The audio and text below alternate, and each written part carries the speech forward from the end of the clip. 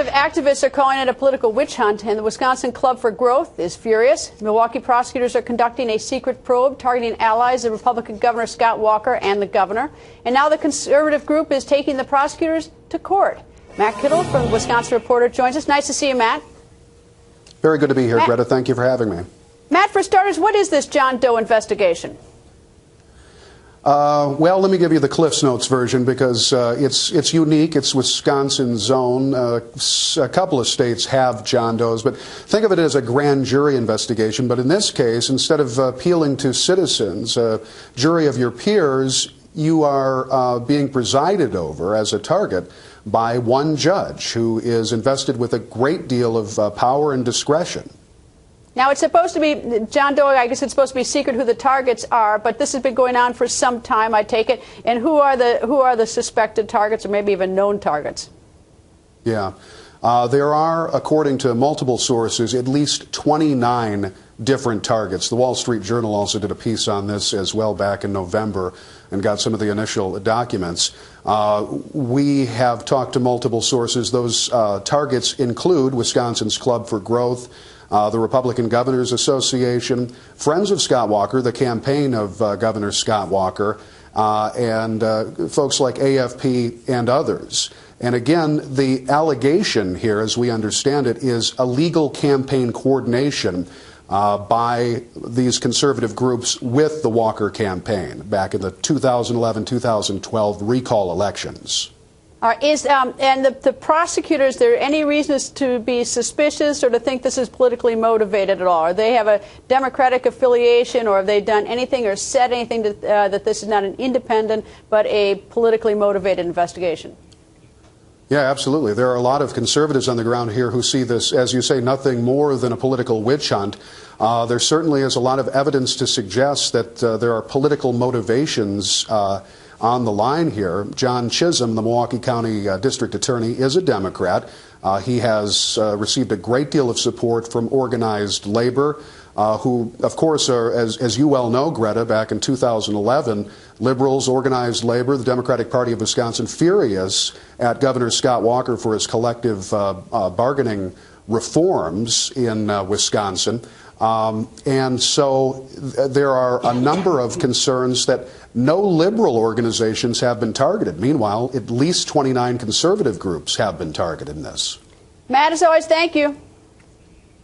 Thank you, Greta. And lawyer David Rivkin, Jr. filed the lawsuit on behalf of the Wisconsin Club for Growth. He joins us. Nice to see you. Good to be with you. All right. Who are you suing? We're suing Mr. Chisholm, who is the prosecutor, several of his colleagues, the lead investigator, a gentleman by the name of Dean Nichols, suing the judge who approved those investigations. By the way, Matt gave you a pretty good primer. One of the things that's remarkable about John Doe investigations is, first of all, they're sprawling and never ending. They've gone on for 4 years now. In many respects, this is a phase 2 of a previous John Doe investigation, point number one. Second, the prosecutors enjoy remarkable autonomy.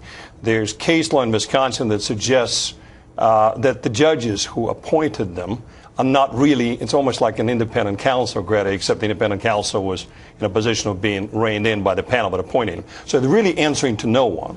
They have no limitations and resources. It's the state Supreme Court, which I got to tell you, the Wisconsin State Supreme Court, where they've had strangling of each other, leaking allegations, the leaking of emails. I mean, it's the strangest Supreme Court ever. But are they overseen in any way? No. It's possible that there will be a Supreme Court challenge eventually, but it's very hard to get to them. But one other feature that's almost un-American, there's a comprehensive gag order. I'm not talking about the redactions, which you and I know exist in federal cases involving classified information. Whole filings, all the information about the investigation. Witnesses, names of witnesses, names of targets. And they have selective leaks, which in some ways make it even worse. They have leaks, for example, that a given person is a target or has done something, and that person cannot step forward. His lawyers. Is the judge control? I mean, first of all, you've got the whole idea that I don't like secret proceedings, number one. But number two, is the judge at least trying to keep this fair? Or is, I mean, you're suing him. Well, it's interesting, has been reported, and I have to be careful because, of course, all the decisions under seal. It's been reported that this judge we sued quashed a number of subpoenas, which is a good thing. But he refused, and other judges have refused to curtail the whole investigation. It's not about the subpoenas. Let me give you a simple example. This has effectively benched the entire center and right of center political groups in Wisconsin. They're not raising money. They're not spending money. They're just not engaged. I'll give you an example, very recent example. Governor Walker proposed a $500 million tax cut that got stuck in the legislature because all of economic reforms is money he wants to return to the taxpayers. Wisconsin Club for Growth would have been jumping into this, running issue ads, because this is one of our core issues. They're not doing it because they cannot raise money. They cannot spend money effectively. They would have spent in the past up to $12 million a year. They're spending a pittance now. You're in a federal court. We got to go, but I'm just curious, has any suit ever been like this been filed before against a John Doe proceeding in Wisconsin and been successful? There have been lawsuits filed against vindictive selective prosecutions that have been successful at the Supreme Court level and the Seventh Circuit level. So we're optimistic. All right, David, good luck. Thank you.